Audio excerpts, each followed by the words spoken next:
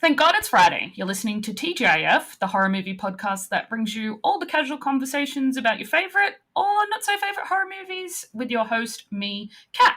This week I am joined by Marcy and Bede from the Super Network. How are you? Welcome. Hello. Hey. So, I was going to go through like the list of things you guys do, but I thought it would be probably better if you do that. Indeed. I mean, we're I guess, if for anyone who doesn't know, Marcy and I are the hosts of the Super Network, which is this small little network of multiple podcasts that we host together. We've got the original show, Super Podcast, which of course is one we've been hosting together for about 12. Well, I co-host for 12 years, Marcy for 13, because when she and I were doing podcasts together, I was just a guest, and I was promoted after 20 guest appearances. So promoted you because you were like the only person who I was podcasting with. Pretty not much. Really, but you were like the mainstay. And then, we've pretty much been doing the Super Podcast for like, I don't know, 10 years together, something like that. Yep. And we have lots of other podcasts because, we apparently think we have endless time in the world to keep doing them. We have Podcasters of Horror, where right now we are going through the Masters of Horror series that was on Showtime back in the day. And we have the Tubi Tuesdays podcast, where we go on to Tubi and watch a random movie to do a watch-along audio commentary. And then we have the King Zone, where we go over the adaptations of Stephen King. And we are ready to launch a brand new podcast, which is Bede's brainchild. So, Bede, you can describe that one. Indeed. It's a podcast that we've been brewing for about probably 3 years now. It's called the Ozploitcast, which is going to be a deep dive into Ozploitation cinema. And for those out there who don't know what Ozploitation is, it's basically Australian exploitation cinema.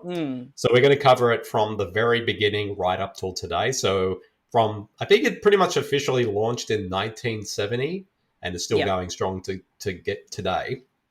So we're going to be like covering every movie that falls under that umbrella. So we're going to be talking about multiple films per podcast, because there's like, I think when I was putting the list together of films, I think there's like a legit like over 100 movies, maybe more. So originally I think it was going to be like maybe 2-3 films per episode. We're going to have to do more. We're going to have to do 5 just to cover every single. Otherwise, we would be in our 80s still doing the Ozploitcast. Exactly. So what films are you looking at?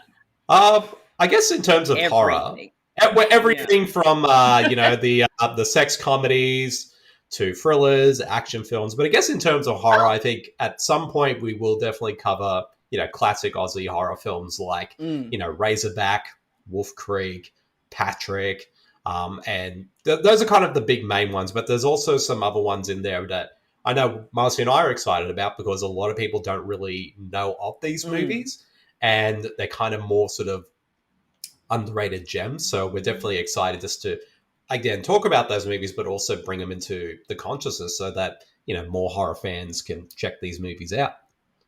Yeah, that's heaps cool, because I know a few Australian horror movies, like ones that obviously people are like, you've got to watch this. I recently watched Body Melt, and it is so good. Like, how had I not seen that before? What was I doing with my life? The funny thing about that film is the first time I watched it might have been in the early 2000s. I actually despised it the first time I watched it. But when I rewatched it again like 12 years later, having grown a lot more since then and learning a lot more, I was just watching and sitting there going like, oh, I actually finally get what this movie is about. It's a satire. Oh, yeah, if I watched it at, like, 18, I'd be like, this is dumb. But now I'm like, oh, I get it. Yeah. I get it now. It's big brain, not for 18-year-old me brain. Yeah. Exactly. It's for the seasoned brain. Yeah. Which Definitely. I think a lot of these Australian exploitation films will be. And a lot of stuff that starts it off like the early 70s. There's a lot of sex comedies, and I am kind of dreading it because I don't know what I'm going to make of it, but I'm so game to get into Ozploitcast and watch a lot of Australian films I've never seen. Have you seen Loved Ones? Loved Yes. that movie. Oh, yeah, good. Okay, good.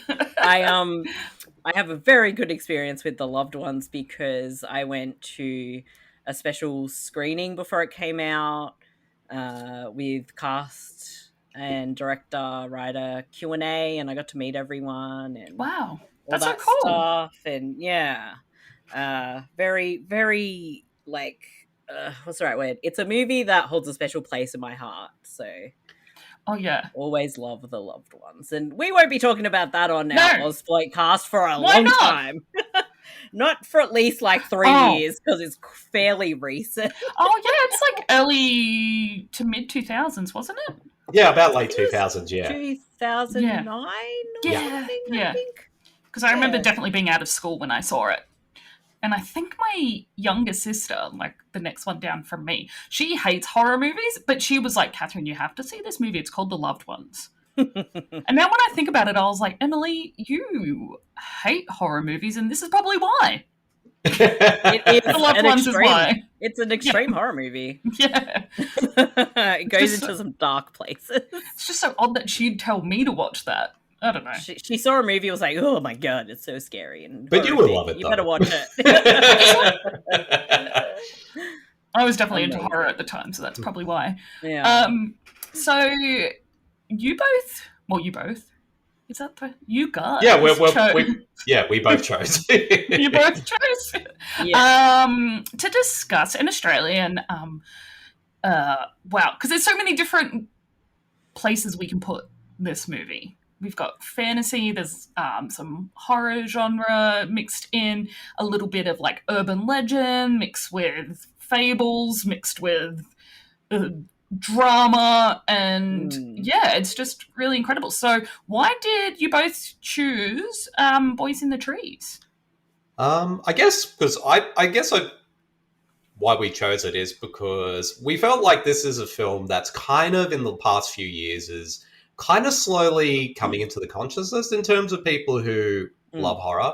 Because I remember hearing about this movie just randomly on a website one day, and I'm usually pretty clued in with like Australian genre films, and I'd never heard of this film, and it was just about to come out. And what appealed to me the most about it is it's a film that's set in 1997, and it's actually set on Halloween. And the idea of a Australian horror film set at Halloween just was appealing to me. So I ended up going to see it like when it had its like only 2-week run at the cinema.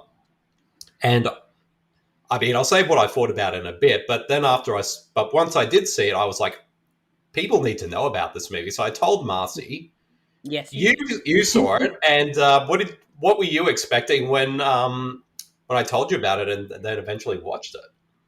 I actually didn't really know what to expect. You kind of gave me a very small like synopsis, and I'm like, oh, that sounds really interesting. And then I watched it, and I was blown away that we have, anytime we have horror in Australia, I'm happy, like horror-ish or, something that's going to appeal to me personally. And I do like my coming of age type movies mixed in with horror, and it just really blew me away because it was a very powerful film in many, many ways. And in a little bit, it's kind of because it's set in like 97, there's a bit of nostalgia for being young in 97. Yeah. Not that we had much of a Halloween, but we always tried to. But, once I saw it, I was like, wow, this is an incredible film. And I think both Bede and I have had a lot of love for this film. So when it came to choosing what we wanted to talk about, it's like, you know what? This is like an Aussie thing. Let's go for an Aussie film that we find interesting and maybe not as many people may know about. So ended up being The Boys in the Trees, or Boys in the Trees. Yeah, I absolutely loved it. It's a beautiful film.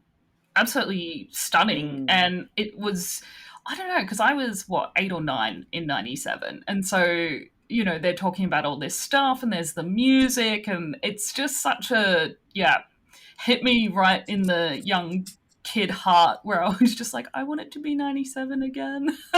Yeah. I wouldn't Definitely mind feel that. Yeah. Yeah.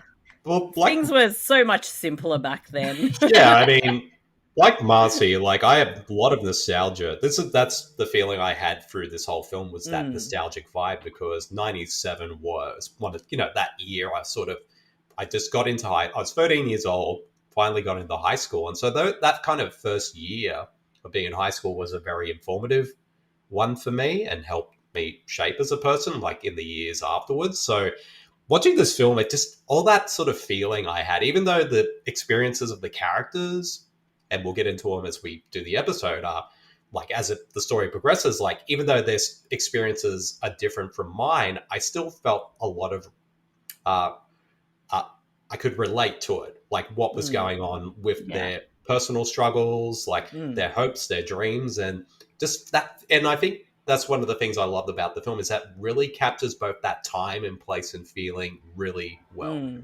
It does. Yeah, it's beautiful. And I think it's just nice to see an Australian film so beautiful and so representative of what our typical experiences are as well as teenagers. And, you've got kids in school uniforms talking about finishing the end of term, and it's Halloween, and it's kind of like, well, we don't do that here, but, we'll give a crack at it. We'll give it a go. And as I said earlier, I was listening to a podcast, and it's a bunch of Americans that are speculating over whether we do Halloween or not. And I was like, yeah, we go all out here. Like, we've taken over. Halloween's ours now. So in the past 10 years, it's really become a thing in Australia where people will go and trick or treat and dress up and have parties. But at least when this film was set, like, we still tried to do something, but no one was really that interested. Yeah. So I think it kind of is a bit reflected in this, with the kids kind of dressing up and stuff and just prowling the streets as we do. It's kind of reminiscent a little bit of being a teenager, wanting to actually do these things, actually have a Halloween. And now that we're adults, we get a Halloween. So yeah, I'm pretty sure in 97 I chucked a white sheet on and cut out some eye holes, and that was my Halloween costume. And I got candy, and I don't care. I remember, because I was living in a country town at the time for many years before I moved down here to Melbourne.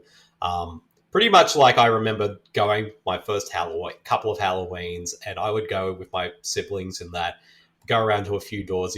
Some people would like, oh yeah, we'll give you some lollies and that, but the amount of people either shut the door and it's in our faces, or basically it was like, it's an American holiday, piss off, and stuff like that. So, and if only you could return the whole, actually, no, it's pagan. So, exactly. Well, I didn't know that at the time, but if I knew now what I knew then, I would have said the exact same thing. Yeah. But and stuff like that. It's, even though, Halloween wasn't that big of a thing in Australia at the time, but still, even watching this film, it's that sort of nostalgic feeling of, Aussies celebrating Halloween just felt kind of true to me in a way, even though there wasn't any scenes in the movie telling these kids, like adults telling these kids to piss off or anything like that. Should have, though. Exactly. I wonder if American listeners will be offended that adults tell kids to piss off here. They probably. But that happens with normal here. It's normal. That's totally normal. It's just what we're like. We don't give a shit in Australia. Sorry, everyone. We don't. We really don't. So the description of the film is as follows. Thanks, IMDb. It's Halloween 1997, the last night of high school for Corey, Django, and their skater gang, the Grommets. Childhood is over and adult life beckons, but for Corey, his past has some unfinished business. Corey's friends get suited up for a night of weed smoking, drinking, vandalism, and girl chasing. In other words, business as usual. But Corey, who can no longer countenance the skater's merciless harassment of Jonah, winds up taking a very different itinerary. He finds Jonah, and together the boys go on an all-night trek that's half descent into old fears and nightmares, half reckoning with the future. As they walk through their memories and ghosts of the past, Corey is surprised to discover how much he still has in common with his abandoned friend. But on the night of great delight, even the most buried truths will find a way of coming to life. That's a really good description. Oh, yeah, definitely. Fantastic. Thanks, IMDb. Whoever wrote that on IMDb, congratulations. No, it was most likely the filmmaker, if I had to guess. Oh. I was like, this is beautiful. So the film is written and directed by Nicholas Verso, who also wrote Nowhere Boys and The Last Time I Saw Richard, which is a short on Shudder. Not too sure if it's still on there, though. Yeah, well, I haven't checked. Well, I know that's short. I know it's on Vimeo. You can watch it on Vimeo there. But I do know that short was also kind of the basis for this film. Because I watched it because a couple of years back, I actually wrote about this film for a column I used to do for screencast.com called Horror Down Under. So I wrote about that and also talked a little bit about how this short was the basis for this film. Or at least like they kind of mirror, certain elements are kind of taken from that short film into this one. So it was interesting kind of watching that and this film, just seeing the similarities between the two. And of course, Toby Wallace, who plays Corey in the film. Both. Yeah, he's in both, but he plays the Jonah character in the short. Oh, okay. That's interesting to know. I'm going to check it out on Vimeo. But so yeah, the film is also produced by John Malloy, who did Killing Ground and Macbeth. Macbeth is a terrible movie. The film stars Toby Wallace, who's also in Baby Teeth, which my sister has been harassing me to watch. That's a great movie, that one. Okay. That's a really good one. And he's great in it too, so. Yeah, she has really good taste in movies, so maybe I should just trust her on it. Gulliver McGrath, who is in Dark Shadows and Loved Ones, and Mitzi Rollman, I think that's how you say her last name, who was in Home and Away. Great Aussie television show. Indeed. It's a staple of Australian identity, Home and Away and Neighbours. Like, you can't go through life without ever seeing one of those two shows growing up. Look, I still watch Neighbours. And so do I. Keep watching Neighbours, all right? I get home from work and it's on, so I just, like, sit down and watch it, and I'm like, all right. It's my 6:30 tradition. Yeah. I used to watch Neighbours a lot. I grew up with Neighbours, but around 2004, I was like, nah, I'm done with the show, mainly because some kid was on the bonnet of a car, it went over a cliff, and you think, I remember that episode, yeah. You think he died, but in the next episode, he's only in a wheelchair and he's fine. I'm like, okay, that's just too much of a unrealistic way for me. And this is a show that had at least, like, had volcanoes, like natural disasters, cults and stalkers within the same year. So anyone who hasn't watched Neighbours, it's a fantastic drama series, all based in Melbourne on Ramsay Street. Yes. That's great. Everyone should watch it. See, we don't have like Days of Our... I mean, we watch Days of Our Lives, Bold and the Beautiful, whatever, but this is like the Aussie like soap opera version. Neighbours was the show that introduced Kylie Minogue to the world. Yes. While Home and Away introduced Guy Pearce, Russell Crowe, and Chris Hemsworth. Samara Weaving. That is true. Neighbours also gave us Margot Robbie. Oh, yeah. I was on the Margot Robbie bandwagon because I saw her as Donna on Neighbours. She was so good on Neighbours. Mm-hmm. And I think Guy Pearce was also on Neighbours as well. So he was in both shows. So... Well, you are welcome. There you go. And Toni Collette just came out of nowhere, really. She wasn't on TV shows. But she was in Muriel's Wedding. Love that movie. Classic. I actually hate it, to be honest. I haven't seen it in years. Oh, I think I had to study it for school. Oh, no, maybe not. That might have been a yikes movie to study at school, huh? I don't know. Boys in the Trees actually went on to win Best Feature at the Austin Film Festival, which is pretty cool. So I think it was at a lot of different film festivals. Yeah. And I think a lot of curators of these film festivals were having trouble like finding a place to put the film, and I think that's why maybe it didn't take off the way that it should have.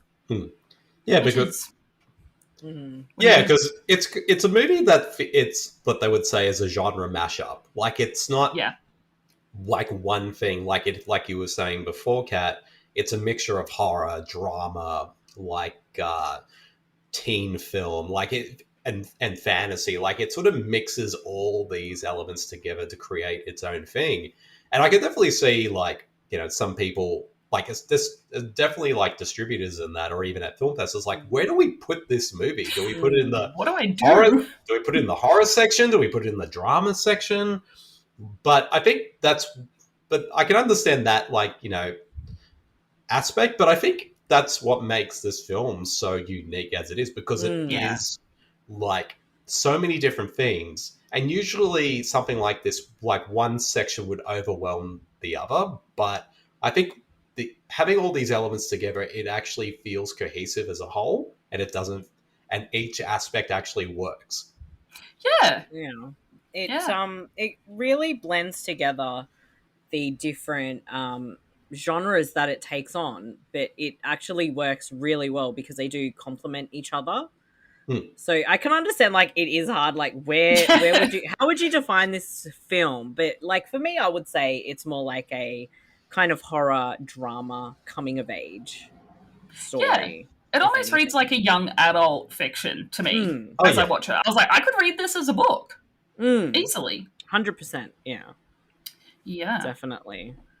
Let's dive into this really beautiful film because I actually really like it. Let's do it. So the film opens as Corey, who we later find out is a young budding photographer, taking photos of his friends at the skate park, just hanging out, being douchebags, because we meet his mate Django, who's his best friend, and I just am not a fan of him at all. No, he's a wanker. Oh, he really is, isn't he? Yes. I just have so much frustration towards his character, and I kind of get why he's put there. We'll talk about that later because obviously it's very important to Corey's development. And so there's a smaller teenage boy who we find out is Jonah, and he is punched in the face by Django. Because he's a dickhead. Because he's a dickhead. Yeah. And it makes me really hate Australian teenage boys because I'm just like, you're all assholes. Like, you really are. It definitely, like, even like these opening scenes, like the setup, and we see these boys, like, it was so, for me, realistic, especially like being at, 14, 15. That's what boys were like at high school. Yeah. And most of the time they did deserve a punch in the face. Like Django types, not Jonah types. Not Jonah types. Jonah types. You'd want to protect Jonah. Yeah, you want to protect them. The really sad thing is that Corey actually takes a photo of Jonah as he sits on the ground with his bleeding nose, and he, of course, gets up and runs away from the group of guys because they're a bunch of assholes. So they all head off to Corey's house where his dad, who is kind of cool, his dad's just kind of like nonchalant about everything by the sounds of it. Yeah. And doesn't know how to turn on a printer. And yes, which as soon as I watched this, I was like, that's my dad. Yep. Technologically inept. Yeah. So we kind of get the idea that Corey and his dad don't have the best of relationships, which most boys at 17, it'd be quite typical that we find this kind of interaction because Corey's really disinterested in speaking with his dad. Yeah. Yep. And kind of just brushes him off as, whatever, dad. And his dad finds out that Corey had applied to go to New York University, which is not a thing, to study photography. And his dad's not too happy about that, which is kind of like when I told my dad I wanted to go do a Bachelor of Arts. That's like the same response I got, where it was like, don't you think you should do something specific? And I was like, yeah, Dad, I can just study all the history and all the English and all the books. And Dad's like, how about you don't do that? Yeah. He's like, otherwise you're going to have to do a master's. And I was like, well, all right, Dad, you know best, right? Obviously, Corey's dad doesn't know best because he doesn't really know Corey. No. I love that in the background, the boys are all like sneaking alcohol out of the booze cabinet, and as if the dad doesn't know. Yeah, exactly. I mean, he only has to turn around and then be like, where did all my booze go? I wonder where it went. Like, really? They're not like, he's not going to notice that he's got no alcohol left? Come on. Idiots. Boys, you got to be smarter than that, mate. What you do is you just pour out a little bit, put some water in. Exactly. Exactly. My mum, Exactly. yeah, we didn't really have alcohol in my house. Like, with my mum didn't drink, so I didn't have the opportunity to steal spirits. And my stepdad drank beer, and there's no way I was stealing that at 16. Oh, no, Beer is no. gross. Yuck. Now, though, Beer is totally. gross. So they all go upstairs with the bottles of alcohol that they've snuck out of the cabinet. Yes. And they're talking about how they're going to spend their night for Halloween. Django's a bit annoyed that Corey wants to leave to study in New York, and the two have a bit of a disagreement. And one thing that I noticed from other podcasts and articles that I had read is that a lot of people are trying to bring up this intimate relationship between Corey and Django. Maybe Django's in love with Corey. And I don't think that's the case in the way that I see things. No. I see it as a competitive relationship. And that Django, might not have all the things in his life that Corey has. And he's frustrated that he'd even get an opportunity to leave their town and get away, whereas Django might not have those opportunities. Yeah. Yeah. I think there's a definite jealousy issue, but there's also, when you have your core group of friends and it's that fear of being split up, everything's going to change. And I think that plays into that kind of dynamic. And especially with, the possibility of Corey studying abroad, it breaks everything up. Things are changing. And I think it's more of a reminder for Django that he has to grow the fuck up and he doesn't want to. Yeah, absolutely. That's how I see that dynamic. And, it's when someone's kind of living this miserable life, they kind of just want to keep everyone down with them. And that's how I feel this is. Yeah, exactly. Or at least how I interpret it, anyway. Yeah, exactly. Yeah, exactly. And meaning like you say, that sort of jealousy aspect, but also he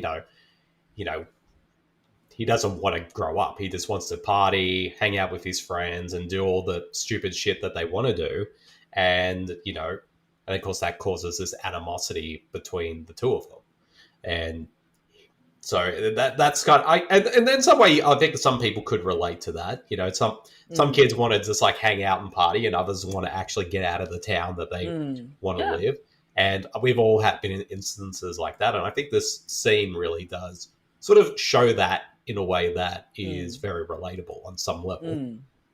Yeah, absolutely. I just, Django's definitely put there as a catalyst for Corey making that decision to move forward with his growing up in a way. Because if he keeps going the way he's going, I think, his name's Corey, isn't it? Yeah. Sorry, I always get my names mixed up.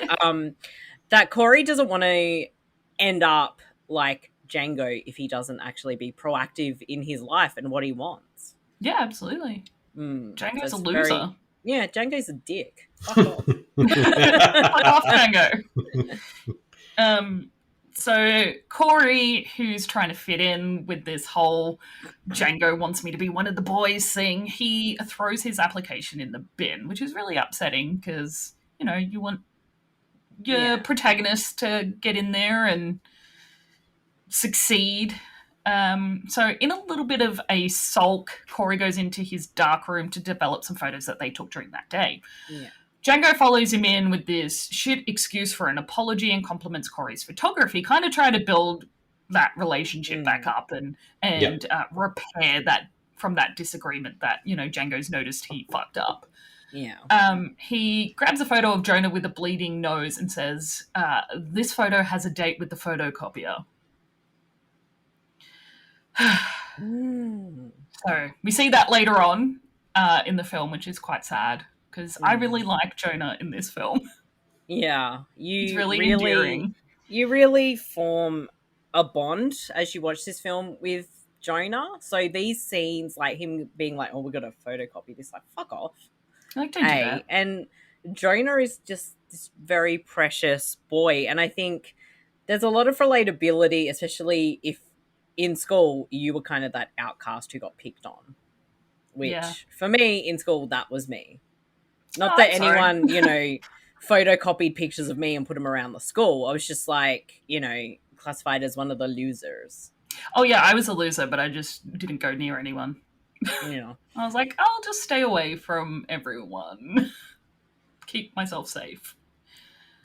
In my nerd bubble. I was in the art room bubble. It wasn't too bad there.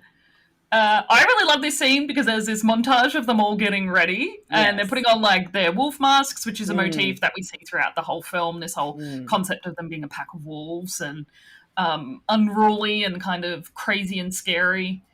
And they're putting on face paint and I was just like, this is actually really cool, even though they're a bunch of dickheads. Yeah. And then The Beautiful People by Marilyn Manson ensues and I was just like, especially in hindsight now, but yeah. It's even worse now, like in hindsight. I get like the use of the song. I can't remember if it was out at that point. I think it was. Yeah, actually, it was. Yeah, I believe it came out in like 95 or 96. Yeah. So it fits with that scene. But it's knowing just Marilyn Manson. Marilyn Manson is a piece of shit. Yeah, it's like but I really like this song. Yeah, you kind of got to have a bit of separation. But yeah, what I like about, especially when they're getting ready and stuff, and as you mentioned, like the wolf motif, and I feel like there's the other side of it where a lot of these guys, and I feel like Corey especially, they mask who they really are to be around each other so they can fit in and be the popular kids. And I feel like that's a very important theme within this movie as we get to know Corey on a much deeper level. So I think it's very clever little like visual clues and stuff. Even Jonah, when we do meet him later on down the track, has a mask on as well. Yeah. And so everybody seems to be fitting into that whole people are masked and definitely hiding who their true selves are at that point. Or not ready to accept who their true self is. Yeah. Definitely. And I love this because this is so typical of bullshit I would have done at that age. They're TPing people's houses. And they're throwing like eggs and bombs at kids. And it's all colourful, like they throw ones go off and it's all yellow and red. Yeah. It's cool. However, at this time they're also sticking up the photos of Jonah being punched in the face all over the neighbourhood. Dickheads. Because dickheads. Dickheads. So they meet up with another group of friends and Romney, who is the love interest of Corey, and they head towards the cemetery basically to continue their celebrations. I don't know where they got... So they have this really cool setup, right? Where did all that come from? Good question, right? Bede was going to answer, so I was waiting for Bede. Oh, you mean like how do Corey and Romney know each other, or like how? No, the setup where they hang out. That's the thing, though. Like, I remember even as a teenager, my friends and I, like, we would just go hang out in the oddest of places. I mean, I think maybe at one point we did hang out in the cemetery once. But did you have a fire and a couch and blankets? Definitely not. I don't know where they got all that stuff. Not unless that stuff was already there. Although, I don't know who wants to hang out like a party at the cemetery. It's a very weird thing. Like, I guess they're doing it as, a like Halloween. The dead. Yeah, I guess they're doing it as like a wick, like a Halloween thing. Yeah. Like, let's hang out at the cemetery and party. I wouldn't do that personally, because I have more respect for the dead than these people do. But Yeah. but I can definitely see like why 17-year-olds would do something Yeah. like this. I'm pretty sure when I had a sleepover for like my 15th or 16th birthday, there was a cemetery across the road from my house. Actually, I might have even been younger. And I had a couple of girlfriends sleep over, and we just stood on the outside of the cemetery, screamed, and ran back to my house. That was enough for us. No cemeteries for me. No, I still hold my breath driving past them. Yeah, I don't tend to know- I do don't know that too. why. I don't know what the thing was. Someone said it once as a kid, and I think I always just did it. I Is it think it because was. the spirits can get in your body? I always heard like if you Something. lift your hands up in the air if you're passing a cemetery, then it's supposed to be good luck or something like that. That's what I've heard. I can't do that while driving, though. Yeah. I can hold my breath. You're going to end up in the cemetery if you're driving Yeah, with your hands in the air. Well, And I think it's interesting because, like, the movie is set in Melbourne. But the thing is, though, it was shot in Adelaide. oh, really? Yeah. It looks Like- almost like a coastal town. Yeah, like, I just thought it was weird because, like, I mean, Marcy's been living here a lot longer than I have, and I've been living here probably nearly 10 years now. But even then, I'm, like, watching the movie, it's like, are they really trying to make us think that this is Melbourne? This is not Melbourne. It really, like, because, you know, I lived, born and raised in Adelaide and moved to Melbourne in my mid-20s, like, looking at this movie, it looks very Adelaidean. I almost think I recognize, like, maybe what areas it could have been in. So it's just like, you could have just said it in Adelaide. Like, it doesn't really matter. Just Like, do for it. real. Exactly. So it cuts across to Jonah, who's been spending his night hanging out by a small stream, throwing rocks on his own. We see that his left arm has some cut marks where he's been harming himself. Super sad. It's He's so sad. drinking from a bottle of whiskey that he ends up smashing, and he starts to walk across the stream towards a big tunnel that's on the other side. Mm. So back at the group, Corey and Django and his friends are smoking some cigarettes. Badass. And drinking around a campfire. Corey walks off from the group to be alone, and Romney follows him. She tells him he's shit for the photos of Jonah and tells him that he's better away from Django and their group of friends.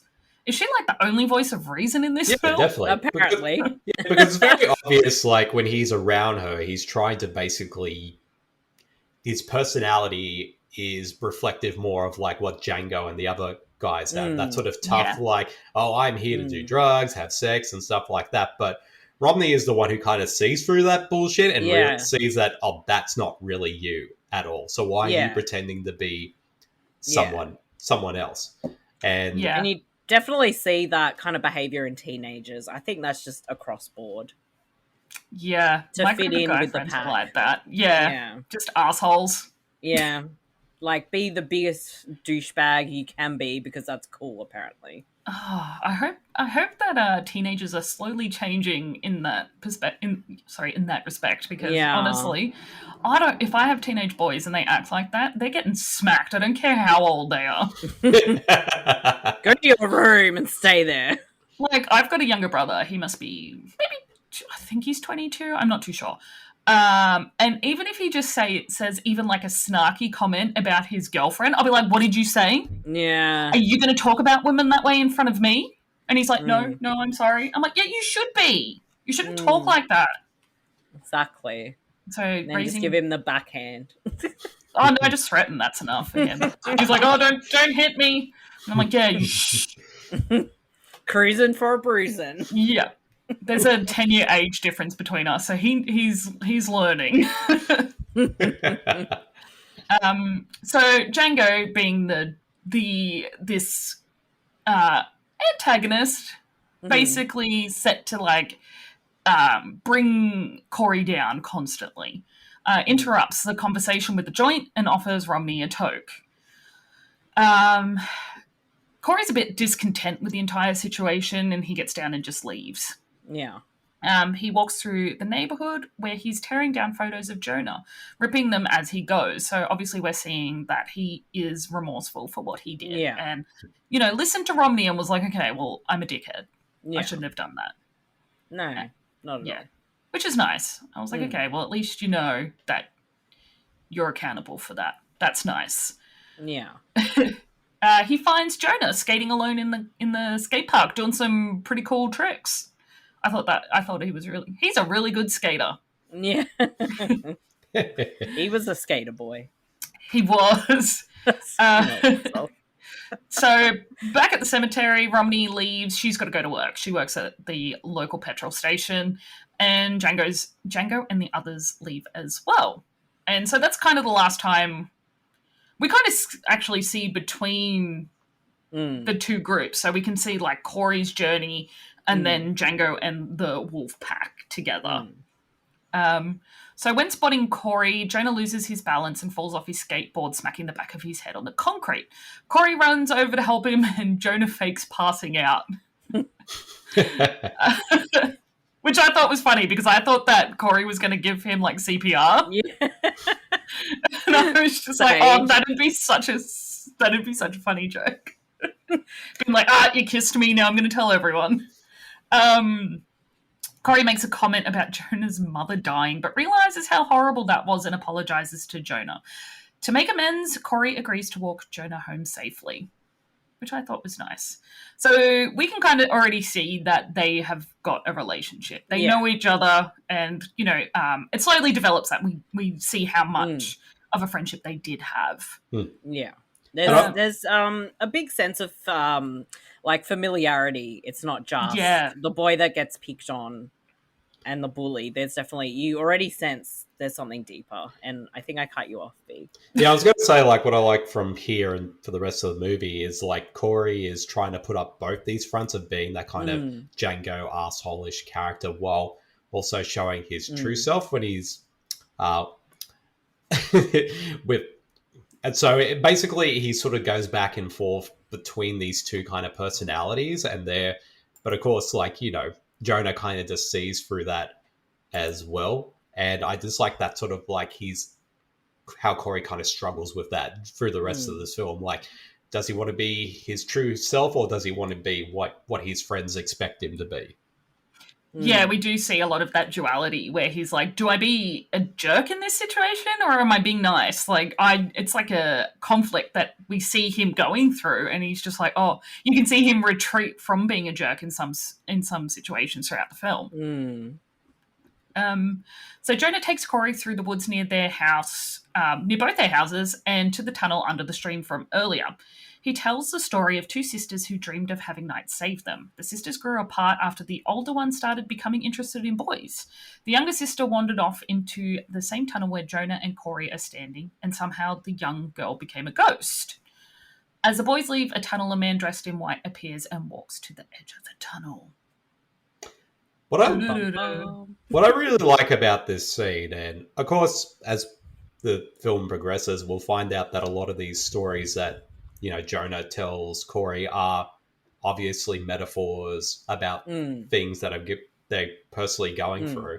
But what I like about it is how sort of Jonah tells these stories do feel like the type of stories like when we were sort of kids and teenagers, like the scary urban legends you would hear in your small town. Yeah. And how, I mean, even back where I used to live, we would hear these type of stories and that around, like, this house used to be haunted, or I mean, I even had to share a few myself, because I think I've said on our show multiple times, Marcy, or how for many years I lived in a haunted house. So basically, I would talk about my experiences with the ghosts that lived there. So, and I like how these scenes kind of, especially this one in particular, kind of feel like, oh yeah, this is the type of story I would tell my friends if I was that age. Yeah, definitely. And I think it sort of, when you're on the verge of like sort of 12, 13, I think that's when you kind of get more into, or at least I was, with like urban legend stuff. And in those very early days of having the internet, that's what you would use it for, to read up on urban legends and then tell everyone about it. And much like Bede, the house I grew up in was freaking haunted. Yuck. I'm so sorry. It wasn't a bad haunting, but it was enough to be really creepy and just kind of uncomfortable.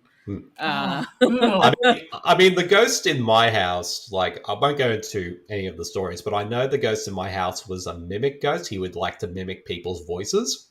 Oh, So if you've, I've had one of them. yeah, you'd be at home and you hear someone calling out for you. It's like, all right, I'm coming. You go around and there's no one around at all. Like, he Oh, used to do no. that all the time. Oh, but no thanks. All right, Yeah. podcast done. See ya. No, I'm joking. I don't mess with the dead. So while Jonah and Corey are hanging out, Django is at the skate park, and he basically is asking his other friends to take photos of him while he performs skate tricks. But his friend is actually just making out with a girl that he's just met. And he's kind of pissed off. He was like, oh, whatever. So he's hurt. And instead of, being cool about it, he refuses to show weakness and suggests they go hunting. I don't know what they mean, but I have a feeling. Hunting, eh? Hunting. Well, I think this scene in particular basically just shows, like, Django's kind of losing his power. Like, he thinks, like, I'm the leader of this quote-unquote pack. Yeah. You're all doing what I tell you to. But now that Corey's kind of pissed off and done his own thing, and now all of the other friends are basically, like, just don't really care what Django thinks. It's like, I'm over here talking to a girl. Let me talk to this girl. Damn it. Corey's out of here, so we don't need you anymore. Exactly. Yeah, the power dynamic has definitely shifted. And it's just, it's not that bad of a thing, though. Because, we see more about why it's not that bad of a thing. Yeah. So Corey and Jonah continue their walk home, passing by a house that used to scare them when they were kids. The house that's haunted, or the crazy lady lives there. Corey refuses to go inside of the gate, but Jonah throws Corey's skateboard over the fence, making him have to go in. Jonah tells Corey the story of a boy named Edward who ruled over the trees and nature, who made an oath to explore shadows and darkness, and that's what made him so brave. This scene I actually don't really remember that well, but I remember it being filmed. It looked beautiful from what I remember. Well, with this scene, because, I mean, I rewatched the film in prep for just before this episode, and this scene is basically, I guess, is a metaphor. Basically, like, you're at that sort of age where you want to go out and do, like, explore the world, do sort of great and wondrous things. But as you get this is like the things you think about when you're a kid. But as you get older, other priorities come in, and then you kind of start to lose that sense of wonder, and then you just basically become dull and mundane. And basically how this Edward character, as he's getting older, like, he's getting rid of all of his toys. As he's getting a teenager, he's more interested in girls. Then he settles down and gets married, and then it's clear, like, there's a lot of distance between him and his wife, and then eventually it's sort of like it, and basically it's him sitting in a room by himself watching TV doing nothing. Really sad. And all these kind of dark shadows who come in and basically come in and consume him. And it's definitely it's a very kind of poignant scene, because it is basically telling us what it's like growing up and losing that sense of imagination and wonder and wanting to do the things that you want to do. And it's very clear, like, it's basically reflective of, like, what Corey's going through, because either he goes out and explores the world and follows his career as a photographer, or he stays behind in this town and basically lives very much a nothing life. And becomes Edward. Pretty much, yeah. Yeah. It's a story that I think Corey wants to avoid that life, because he will if he listens to Django. Yeah. Yeah. Which I find it, like, it's a very clever little, like, story. And the visuals are really striking for it as well. Yeah. I love all the stories that they tell throughout this. It's just it's like a imagination dreamscape almost that they're taking us through. And it's just stunning. I was just like, this is made here? What do you mean? Yep. And as we said, shot in Adelaide, and a lot of those houses look creepy, because I remember driving past, like, certain houses, and my mum would be like, "Oh, I think that's haunted," Probably. and I'm like, "It's Adelaide. Everything's Everything's haunted." it's like driving through the rocks in Sydney. Everything's haunted there. Yep. So Jonah basically, he says this is about Edward, that he basically began shutting out the darkness and all the things that scared him. And the price of growing up is losing one's dreams, and that forgotten dreams can be vengeful. And that's why he never wants to grow up. So Jonah wants to live forever. Not live forever, but be young forever. And you could easily say, like, the dark dreams who become resentful could be a metaphor for regret. Yeah. Like, it's... Because regret is probably the thing that claws at us at the most as we get older. And if things we don't do, like, we regret them in life, and then they keep gnawing at us for the rest of our days. And that's definitely... Yeah. And I think that's what's great about this film is, like, it really sort of captures all these feelings that we all go through, but it does it in a way that plays it like a fable, like these stories and all that. Which, what fables and fairy tales are supposed to do. They're supposed to be metaphors of life in their own way. Teach us a lesson. Yeah. Jonah convinces Corey to explore the house, but then yells trick or treat and scares Corey away. Corey's pretty pissed off, and he prepares to leave and go home another way, but Jonah convinces him to keep walking together. Django and his group of friends are skating around and still vandalizing Halloween attractions because Django is on the lookout for Corey. So Django's kind of spiraling at this point. And he's just like, where the fuck is Corey? How dare he leave me? Yeah. How dare he screw up the power dynamics in this group? He's not allowed to just leave and be on his own. He needs me. He needs me. So Corey and Jonah are at their old high school, and they're climbing on the rooftop. There's lots of birds. Corey and Jonah are sharing their struggles because they've drifted apart. So they're kind of having this moment of sharing. They're being vulnerable, which, is a part of that mask coming off for Corey. And Corey mentions his dog dying and Jonah talking about losing his mother. Jonah says that being alone is preferable rather than needing people to rely on. Corey believes the opposite and enjoys having his friends as support. So this is a really nice moment. And I'm sure that a lot of teenage boys don't share their feelings with one another, ever. I imagine they don't. Yeah. No, I know men even my age who don't even do that either. You have to kind of really coax them just to even share their emotions. Yeah. Oh, I hope that changes. I hope that dynamic is changing and that people are sharing their feelings. Share your feelings. Yes. People are listening. So they enter the main school building, and Jonah reflects on how hard being bullied was for him as they were entering puberty. Corey hides as they hear Django and the group of boys entering the school. So they're there to vandalize the building. They don't know that Corey and Jonah are hiding in there. And I really love this scene because where he puts the smoke bomb up and comes out in in Jonah's Halloween mask and sprays them with the fire extinguisher. I was like, that's so good. I wish I could do that. And it really uses... We could just smack Jonah with smack Django with the frickin' fire extinguisher. What I really like in this scene too is before, of course, Jonah talks about another story, which obviously is about him, and basically describing him being chased by wolves, which are, visual, using werewolves and all that, which are obviously metaphor for his bullies. And of course, in certain shots, you'll see Django and his mates either have yellow eyes, like wolves, or even certain shots where you see them with wolf feet, and then in the next they're just back to their normal human feet. Yeah. And also you see shadows along the wall of the werewolves and that. And it's really well done in how it does it.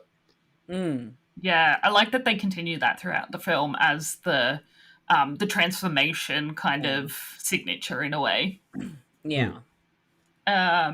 So Corey tells Jonah about a girl named Laura Premble, who was the first girl he was ever with, who says that she liked drinking and that's why they parted ways. And I was just like, but look at you now, Corey. Look What at are you here. doing, Corey? They're on their way to the petrol station to grab something to eat. They're singing a song on the way, and I wrote that I remember this song from my childhood, and now I can't remember what the song is. And I didn't write it down. I don't know why. I actually cannot remember what it was.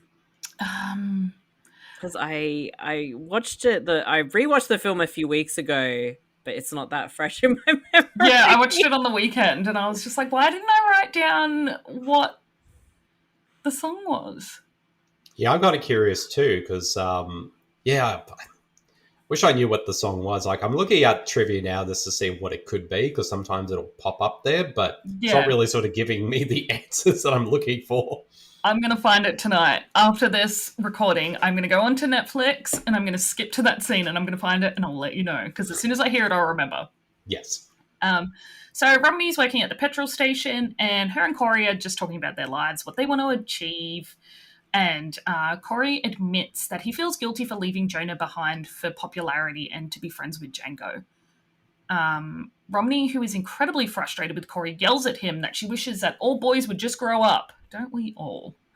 Corey says that he does want to grow up. He just wants to keep enjoying being young. And that he's just frustrated. Yeah. And Romney says, you think you're frustrated here? Try living in the same world in a skirt surrounded by a bunch of babies who don't even notice you.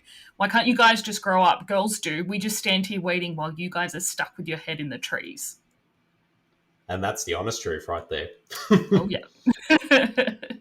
And that's why they're boys in trees. Yeah. When do boys' heads come out of the trees? Usually around about the 30s, in my experience.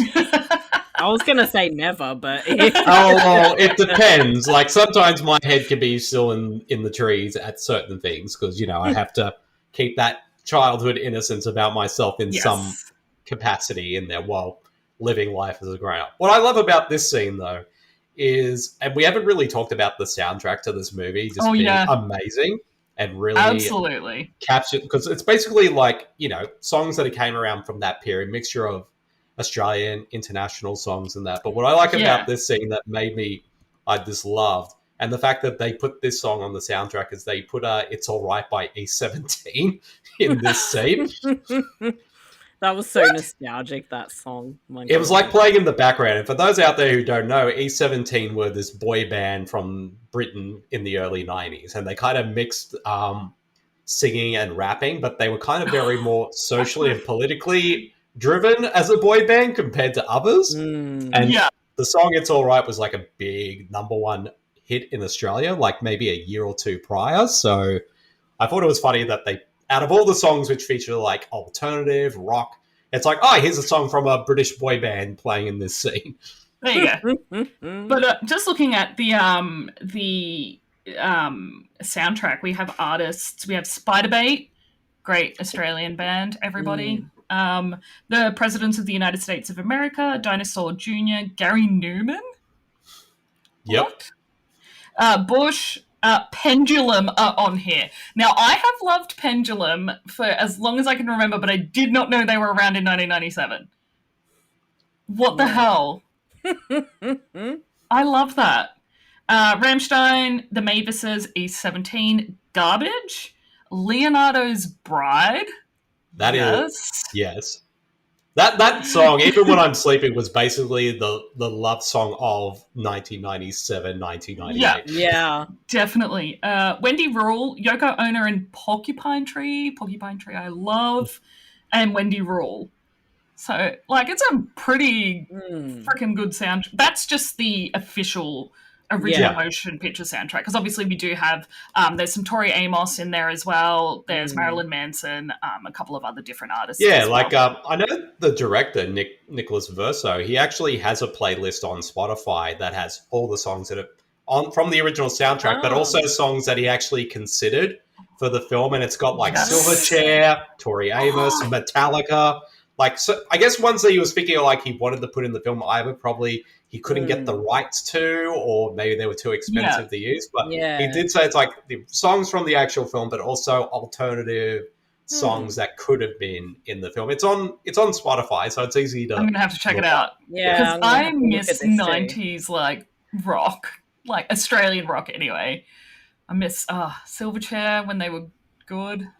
Yeah. The song that he picked for would have been perfect for the cemetery scene because it was the song Cemetery. What album's that off? I was a Freak Show. Oh, that's right. Yeah, because that came out in Same year. 97. Yeah. Yeah. Far out. Such a good album. I got little old me at 8 years old listening to Silverchair. I would have been about 13 when I started listening to them.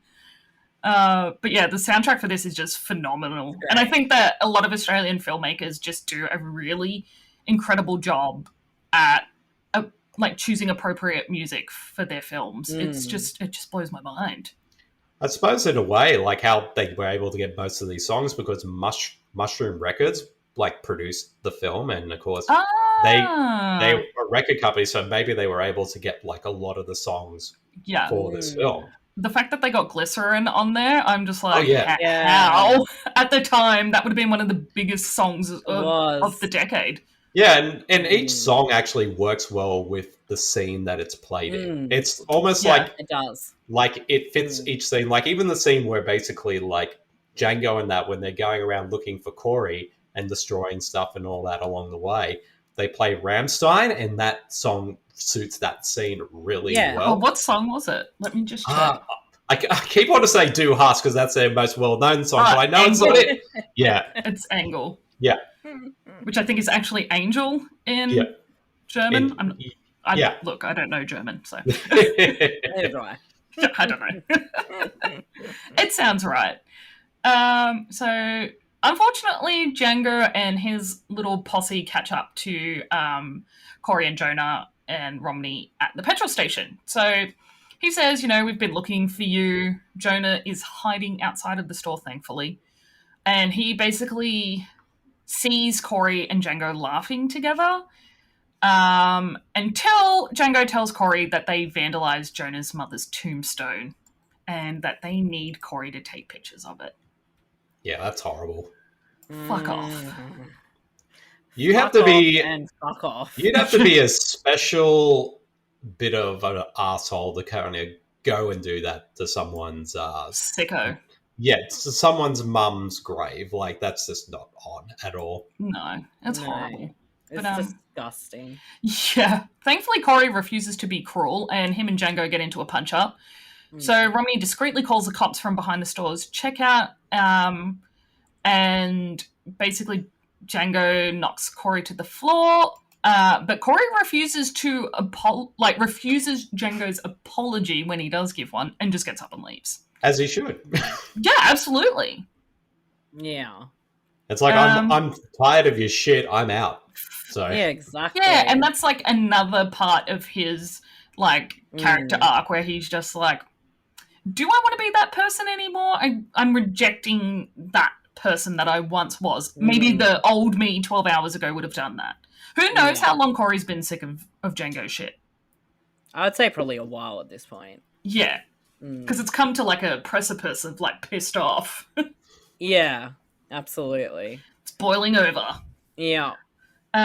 So Corey actually goes and finds Jonah to help him clean up the toilet paper and vandalism at his... I don't know if it's Jonah's house, but Jonah's like they're cleaning up their mess. Why? Dickheads. Sweet angel. Yeah. Corey heads home and gets his application for New York University out of the trash can. New York University. So he starts to reflect on his relationship with and his childhood friendship with Jonah, and we see kind of a flashback of his interaction and them hanging out together, and he thinks probably to himself, well, you know what, I done goofed, I'm gonna go find Jonah. So Jonah's hanging out in the sewer. The two reconcile and they go and vandalize Django's house together. Damn straight, as they should. Booyah! Fuck you, Django. Fuck you, Django. This bit is like typical boys. He's like, we just need to make one more pit stop. And they go to Romney's house so that Corey can apologize. And just leaves Jonah out the front of the house. He's like, mate, you could just wait here. I just want to know where he got that snow machine from. Because in the scene where they're back at the petrol station, she mentions, like, because she wants to go to Canada and one of the snow, yeah. because she's never seen snow. And I'm like, where did Corey get this snow machine from? And she's like, this is dangerous. This might kill us because it can cause cancer, this machine. She is the voice of reason in this film. She is. And somehow Corey gets a snow machine. But also gets to have sex with Romney. Now, Yes. I always get so awkward when characters who are meant to be teenagers end up having sex, and I'm kind of like, this is too weird for me. Yeah. 100%, because you don't want to see that. I don't want to see that. Basically, they agree to leave their shitty-ass town together, which is nice. They make like a little pact. And Corey returns to the street outside to look for Jonah, who's disappeared because I think he chased a dog down the street. It was he saw the I think he saw a woman across the road from where he was wearing this kind of sort of traditional Mexican kind of trying to think of what the word is. Day of the Dead kind of costume. Oh, Dia de los Muertes. Yes. So he sees her, and then, of course, when Corey comes out looking for Jonah, he sees his dog, Rex, and then follows. Yeah. And Rex takes him to where Jonah is, and Jonah is actually at a Day of the Dead ceremony that appears to be held for Jonah and his mother.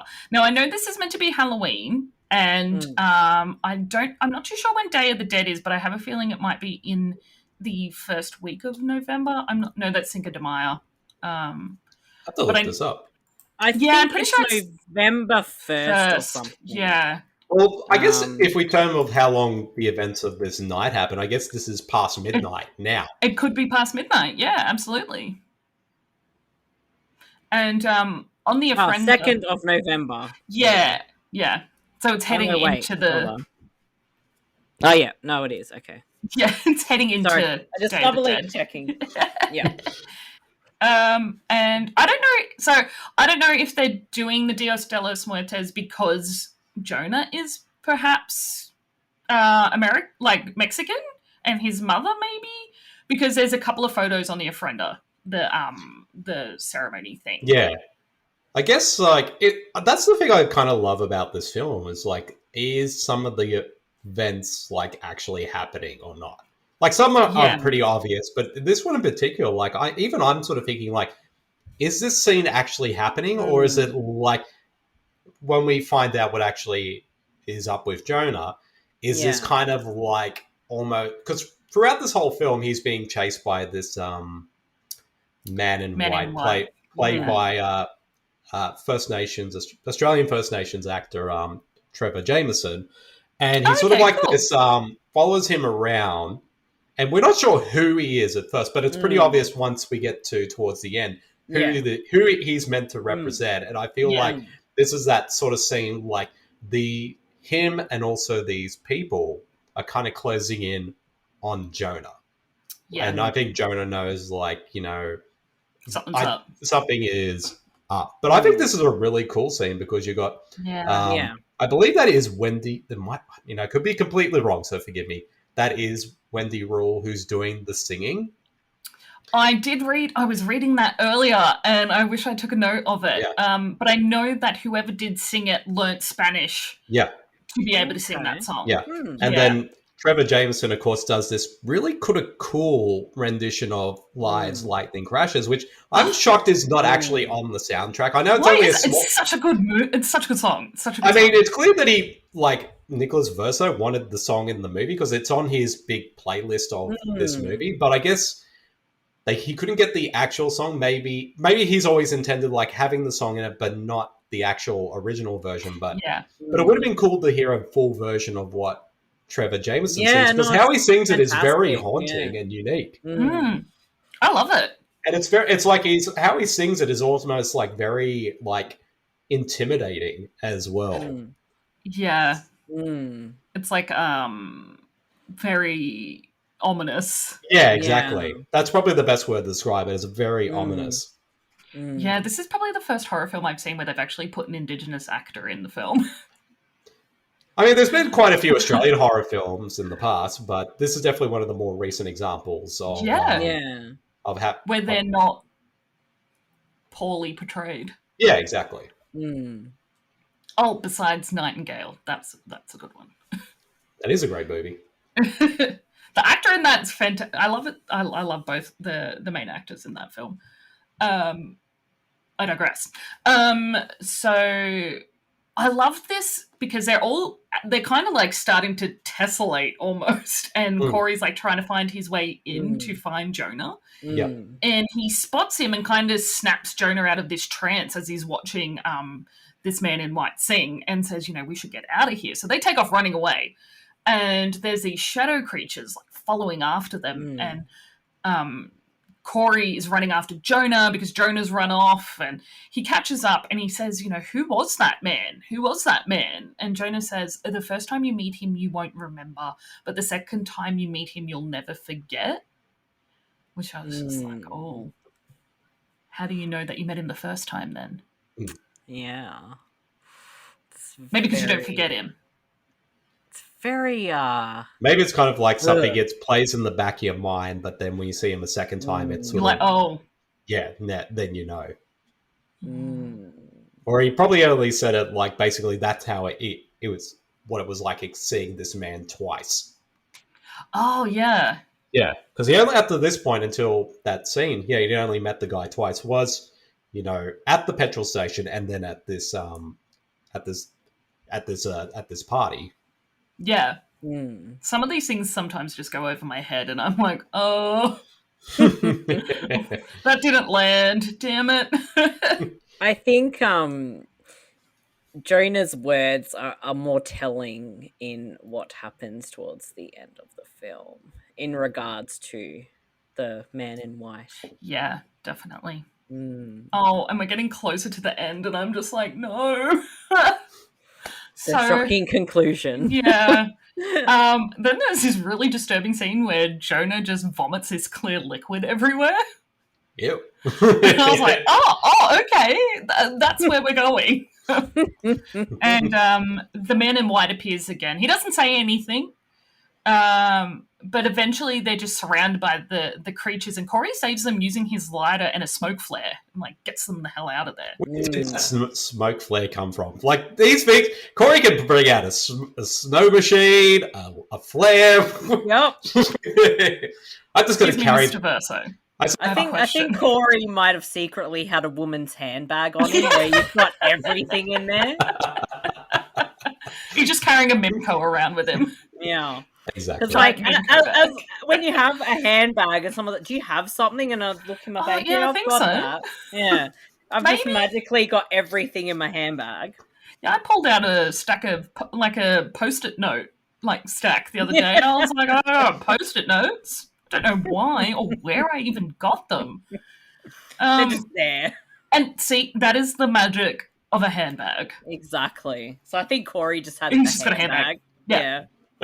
I wish I had a fucking smoke flare in my handbag. That'd be badass. I think I need to start storing them in there just in case. Yeah. Do I need a license to have one? Probably not. Oh, well, then that's all right then. Because they'd probably be like, denied. Why do you want one? I'm a pyromaniac and I like cool, shiny things. And you don't even have to use it against shadow monsters. If somebody's like trying to steal your seat on the bus, you can be like, just pull it out and just throw it in their faces. I just want to run around my neighborhood with it. Be that weirdo.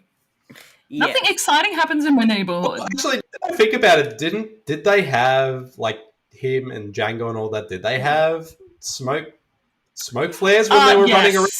Yeah, I think they He did. might have just had some in his pockets or something. Yeah. Because Okay, who fuck knows what those boys had on them? Who knows? I don't know what kind of party they were thinking of having. Smoke flares and condoms, we know that much. Yeah. And a snow machine. Yeah.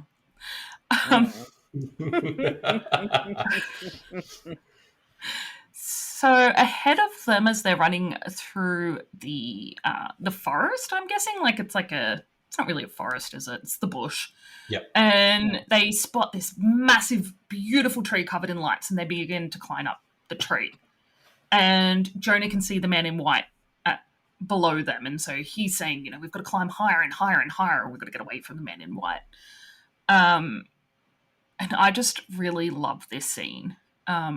Because as they're climbing, we see, toys from their childhood and different like artifacts from their life on the branches of the tree. And they kind of also turn into their younger selves as well as they're climbing, which I thought was really magical. Yeah, and I like the little touch of when the kids actually talk. It sort of mixes both the voices of the kids and also the adult Corey and Jonah. Like mixing their voices together. It was cool.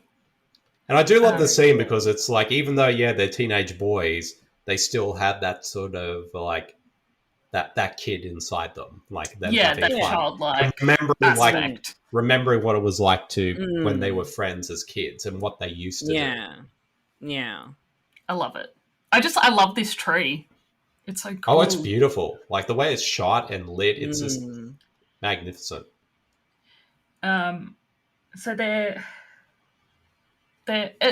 So this scene is really horrible and just really heartbreaking. So they're sharing a memory together about one Halloween that they ran through the tunnels dressed for trick-or-treating, and they ran into two older boys who attacked them.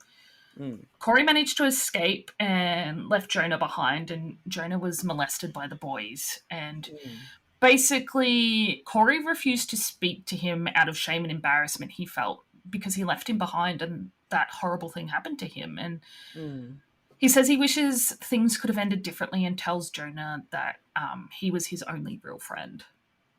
And I was just like, oh, that's so sad. It's very tough.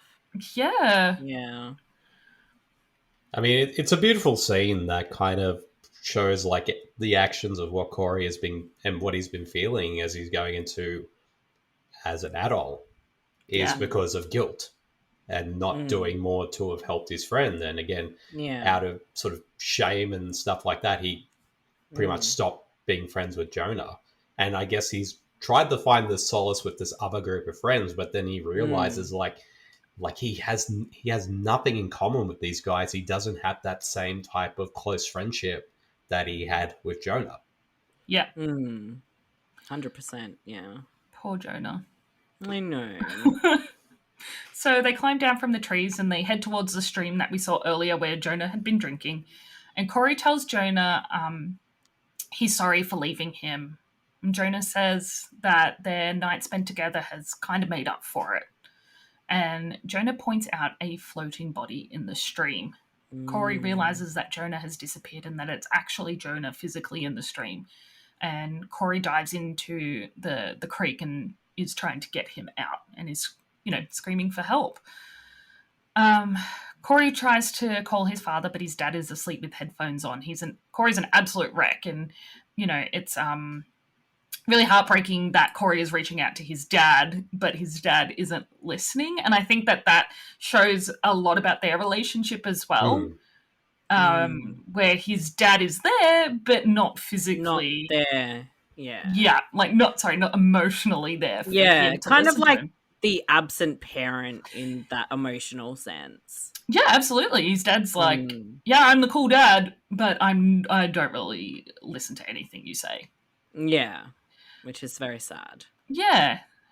In contrast to this situation, Django is at home ransacking his own bedroom because he's lost Corey as a friend. So this is where we see him, the rage and the grief and the loss that Django is going through. The police arrive and Corey's dad tells him that the police are saying that Jonah had been in the water since the late afternoon. They believe it was an accident and he must have slipped and hit the back of his head crossing the stream.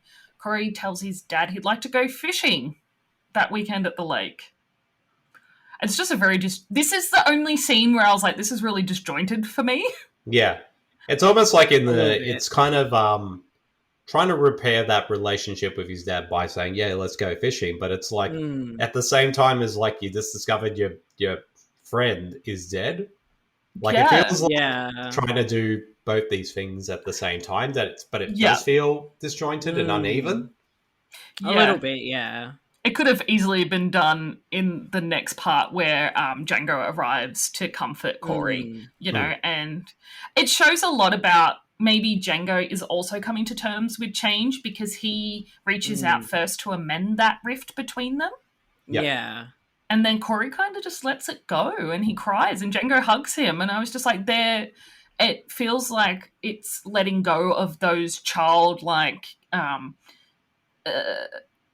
apprehensions of showing emotion. Yeah. And I like the little detail is that when that scene's happening with them hugging, the other friends, they take off their masks and everything else. And you could even say that's sort of symbolic of them finally revealing their true selves as well. Except for the guy who has face paint on because he can't really do anything. And that's stuck there. Exactly. Someone get this man a makeup wipe.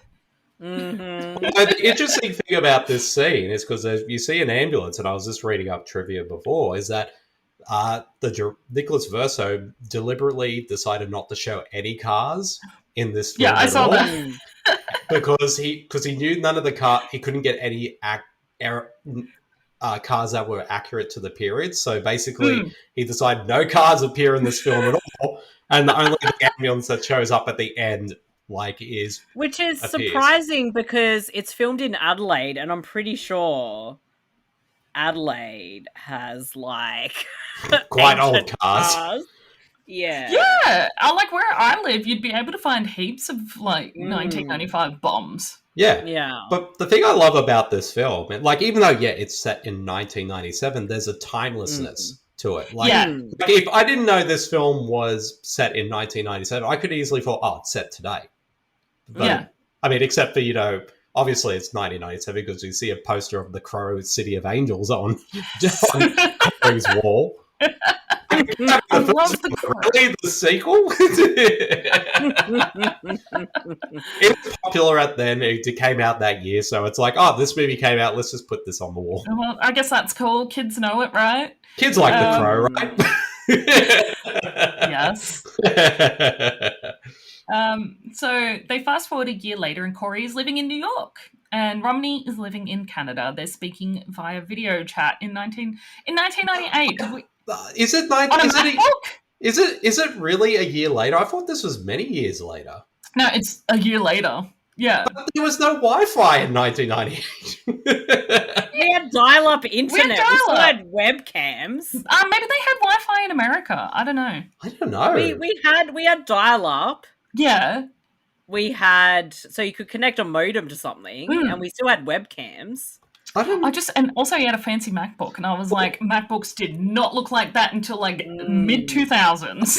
No, I honestly think this might have been later because remember they showed the shot of because he's in New York. If you look at that scene, there's no two towers in that shot.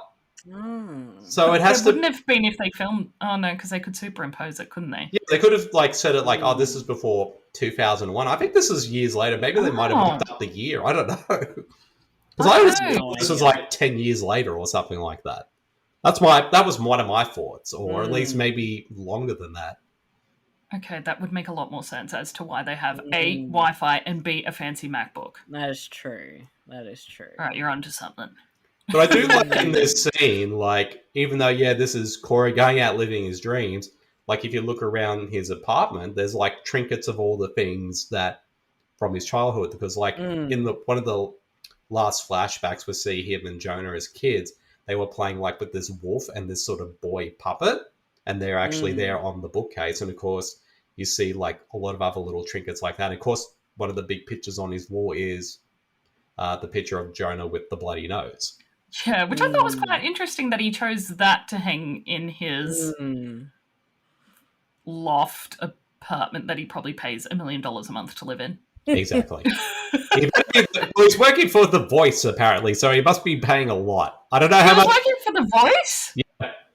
Did I miss that bit? Yeah, he said the voice. Oh. So he must be a hotshot like photographer for that for them. Mm. Ah. Actually, I think it would actually be several years later because they really change up his look. Like he's got the longer hair and stuff. He's obviously got a job out of school. Oh, Yeah, yeah. it would make more sense. Yeah, And also, I didn't even think about that, to be honest. That to be stuff I was so- just like, it's been a year. Wi-Fi in its infancy because it keeps mucking up on his Skype call with Romney, and I like the fact that even years later they're still together. So Yeah. And that she's in Canada and he's in New York. Mm. yeah, well, you know that's close. They could easily fly to see each other. So Oh, true. To me, I'm like, that's forever away. The film closes as Corey puts on Jonah's mask and heads off into the streets of New York to celebrate Halloween. Mm. That's a little bit cute. Mm. That's the movie. That's the movie. That movie's so brilliant. I'm going to show that to... No, maybe kids dying isn't the best thing to show my nieces. No. maybe wait till they're teenagers and then they can relate to the characters. That's I true, reckon. yeah. Yeah. Could be like, this is kind of what it was like being a teenager in the, This, in the earlier years. 5 years before I was a teenager, but still. Yeah. But yeah, I like was even almost a teenager. But even then, like I was saying, like it has a timeless quality to it, but it's also a very universal film as well. Like no matter what age you are, like whether you are a teenager now or much older, or whether you were where you were a teenager in 1997 or today, like there are themes in this film that are so relatable and universal that we will still relate to all the personal struggles that these characters go through. Yeah. Mm. It's just so real. Mm. It very is. It very much is. So one thing I was going to ask you both. So as we find out, obviously the body was Jonah. Did you feel like Jonah was deceased through the whole film, or at least up until he first sees him by himself at the skate park, or do you think at some point during their time together Jonah had fallen into the lake? I always assumed that, I guess for me, like he might have fallen in the lake, but he didn't know he died. Like Interesting, yeah. like and then of course once he sees this man in white who's obviously meant to be the personification of death coming to claim him, so basically on some level he kind of knew like who's this guy keep following, but he's not sure who. But then as the movie progresses, like then he, especially with that sort of ceremony that they were at, I think he starts to realize that, you know, I think I might be dead. I might be dead. Yeah. For me, I kind of had an inkling, but obviously wanted to wait and see if it was right towards the end of the film. And then when the end of the film happened, I was like, oh, so much makes sense because, you know, there's a scene where Jonah falls off his skateboard and hits the back of his head, but he totally should have died in that scene. There's not even any blood anywhere. He throws up that water in front of the man in white. So there's like lots of things that happen that go, oh, they all symbolized his death and it's been planted along here for us to eventually find out what happened to him. Oh yeah, definitely. Like when you sort of rewatching this film again, and I've seen this film a few times, like once you sort of rewatch the film knowing that he's dead the entire time, all the clues and everything are all there. Yeah. And They are. and it's weird though, because this is one of those cases where like one of those twists, like you find out, oh, the character's been dead the entire time. Like most of the time I'll think, oh, that's like a cheap kind of twist we've seen a zillion times before. But the way how this film handles it, like, yeah, on some level you think, oh, it's predictable, but how it's sort of handled, it still works because it hits you emotionally regardless. Yeah. And it's sort of, and also, and then you can't help but just be sort of taken in by it. So even if, yeah, it's predictable, like if you, I mean, I kind of had a inkling the first time I watched it, I was like, I bet he's dead. And Yeah. but yeah, it just the fact that the build up to that scene works so well that when it happened, I wasn't pissed off about it. I was more sad. Sad and moved by it. Yeah. Do you think, in a way, like what Corey experiences with Jonah, do you feel like it's kind of a manifestation of his regret and guilt with how he treated his former friend as they got older? Yeah. Oh, yeah. Yeah, definitely. Especially after seeing what happened at the skate park earlier and also seeing Jang Yap putting up those photos and everything everywhere. And also when they were at the scene where they threw that dead bird at his window. Like, I think all those things were there. And then, of course, whether, him, like, it was always playing at the back of his mind. And then once he sees this sort of specter of Jonah, like, and of course, as you find out, all the stories that Jonah was saying are all kind of metaphors for the things that they're going through. And especially the one in the drain, which basically mirrors like what actually split them apart in the first place. So all these things are very effective. And yeah, I think you could easily say like, what Jonah being there might have been a manifestation of Corey's guilt rather than Jonah being an actual ghost. But I like to think it's kind of like a mixture of the two. Like it is Jonah as a ghost, but you're going on this journey with him. Corey realizes kind of the regrets that he has and how he treated Jonah. I kind of see Jonah as like this guide that has come to help Corey learn how to make decisions. And even though he doesn't know that, maybe he doesn't know he's dead, or Corey doesn't know that he's dead yet, maybe Jonah does know. And he's just like, I have to help my friend before I leave, like before I can get out of this place. I've got to show Corey how he can be this totally different person to what he is and the person that I know he can be. And I think Jonah just helps him through that as like some kind of angel. Yeah. And I think when Jonah talks about like not growing up, all those kinds of things, like I think that's a really interesting clue and indication of that he has passed on and he will literally be that kid forever. He doesn't get to grow up, and going through those lessons where that's exactly what Corey needs to do. Yeah, absolutely. And basically, like, he's now become one of the ghost stories that kids in the future will probably talk about. The boy who fell in that creek.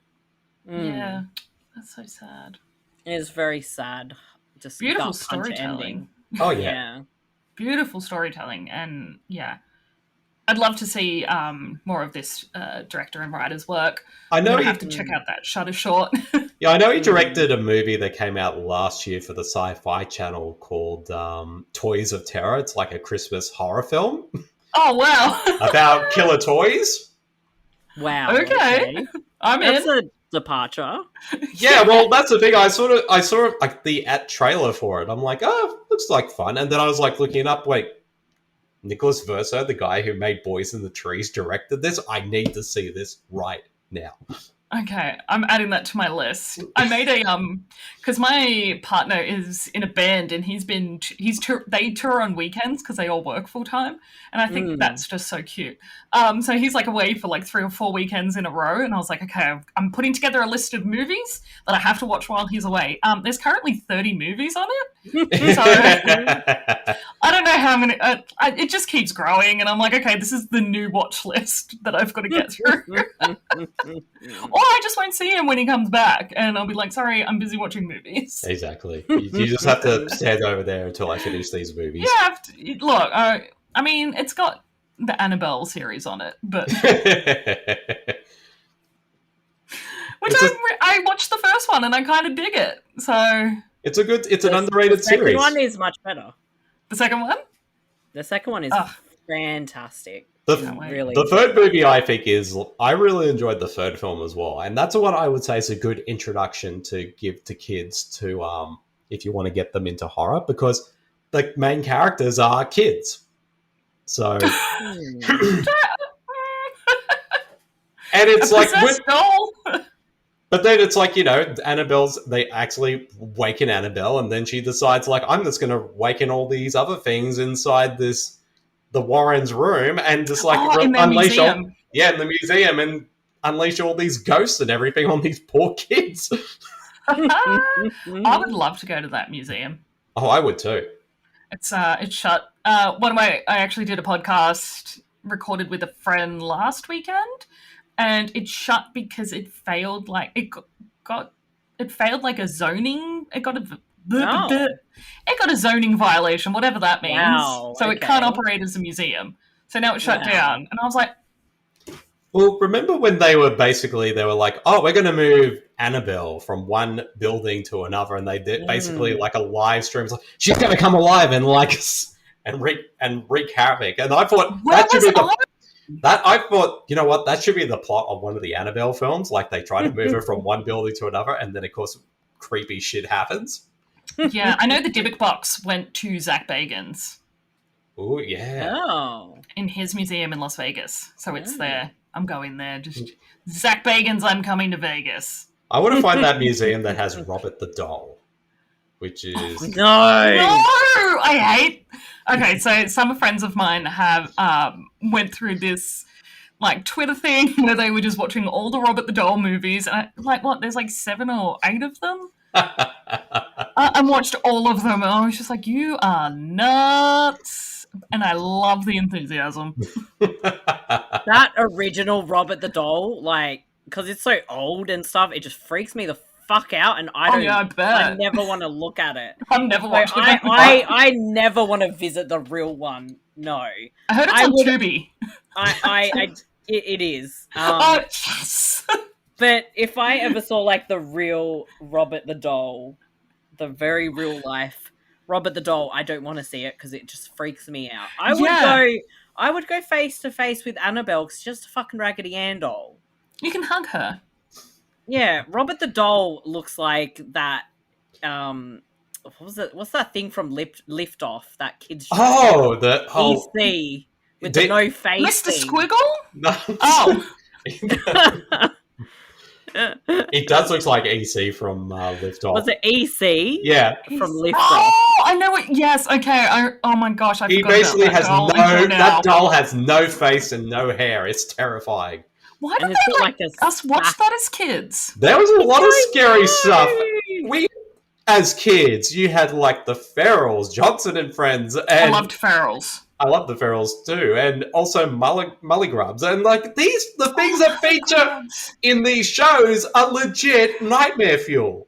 And one time, no joke, and this is one of my favorite claims to fame, I posted a tweet. It's like I think there was like some ad that was playing in the US at the time, and it was like the scariest ad ever put. And it's like I put like the Americans. We've made some of the scariest things for television. I thought, and Australia's like, I put Australia Hold My Beer. It was like picture all these characters from kids shows. Yes. For And kid shows. And no joke, James Wan liked that status. I just would have died. I'd be dead. And that's the second time he's acknowledged me on Facebook. And the first time How was like, dare you? I reviewed The Conjuring. And this was like before he became big. It's like, oh, I'm going to like this review of yours. Oh my god, that's so. Oh, I'm a huge fan of James Wan. I just would have killed over Oh, and yeah. died. I'd And be dead. That's it. Done. I'm a huge James Wan fan. And of course, Marcy probably even more so because the Saw series is her favorite franchise. Nice. It is. I have my Saw poster right there. I noticed. My homage to Saw 1. I just I pick noticed. those. And we're excited Yeah. for Spiral because we're there Oh. for opening night. Oh, I'm waiting to see if I get a presser for it. So I'll see how I go. I've applied, but we'll see. Nice. All right. So for the last segment of the podcast, what's the last horror movie you watched? I'll let you go first, Marcy. Why are you doing this to me? All right, I'll go first. I'm sitting You're like, What did I watch? Didn't you tell me this morning that you were going to watch a certain doco? That's not... Or did that not happen? What doco? Horror Noir. You were texting me to tell you were going to watch that doco. Oh, I watched that yesterday. Yeah, that could be... That You've can watched count. that? I mean, I guess kind of. It's a documentary about horror. Well, it can still Nice. count. It can still count. Okay, well, I watched Horror Noir on Shudder. Oh, I've been meaning to Finally. watch that. I really want to watch In Search of Darkness. It's too long. It is very long. But Horror Noir is not that long. It's about Yeah. 80 minutes, I think. And it's actually a really, really interesting documentary. And it goes into a lot of things within horror and with like the Black representation in horror. And there was a lot of things like that didn't click with me and that I didn't realize. So it was very eye-opening. And it definitely talks about the different interpretations or what people have taken away from the different films and different characters. So it's definitely worth watching. And I hope Shudder sort of has more like documentaries come on. Yeah, I'd love But- to see that. Highly recommended. I guess for me, I only just watched this the other day because Marcy was told me, "Big, you need to watch this movie." I watched a 1982 German horror film called The Fan. Okay, I think I've heard of that. It's Duff Fan. The Fan, not like the Fan. It's like DER. It's German, so you say it Duff in German. The The Fan. Fan. The Fan. The Fan. The Fan. But Yes. it's I won't try to say too much about it because it's one of those movies that's best to go in not knowing too much about it. It's about this Okay. young teenage girl named Simone, and she's a fan of this sort of German new wave singer just simply named R, and she becomes obsessed with him to the point that she decides to stalk him. And that's all I'm going to say about it because Okay. it goes completely batshit insane in the last half. And I agree what Marcy was, because Marcy told me it's like, B, watch this movie and tell me that this movie did not inspire the Neon Demon. Okay. Because Yeah. And Nicholas Winding Refn's whole career just about. and you watch it and I'm like, holy shit, this does feel like a Nicholas Winding Refn film, like early 80s Nicholas Winding Refn, and that's Yeah. what the movie reminded me so much of. It's like it's got a great soundtrack. The actress who plays Simone, I'm probably going to butcher her name, so forgive me. Desiree Noshbush. She's fantastic in it, and it's like really compelling. It's really creepy, and where it goes in the last half is good. I mean, I kind of knew where I was going to go myself, but definitely go into it not knowing too much because I think people are going to be like legit, like what the fuck when they get to that last half. Yeah, Nice. I will champion that movie to the end of time, and it was one of my watches for 31 Days of Horror last year, which I didn't finish, but I think I saw that film and I was like, I'm done. This is the best. Oh, I don't need to watch anything else. Don't worry about Yeah, it. exactly. All right, I'm going to have to check it out. Where did you watch it? Anonymously. Sources. I Okay. believe there is a re-release Blu-ray Yeah. Oh, okay. available. Oh, Umbrella probably do a copy of it. Yeah, exactly. No doubt. And Yeah. I mean, if you got a VPN, it probably might be easier to find if you look around Oh, I out in guess the I- world.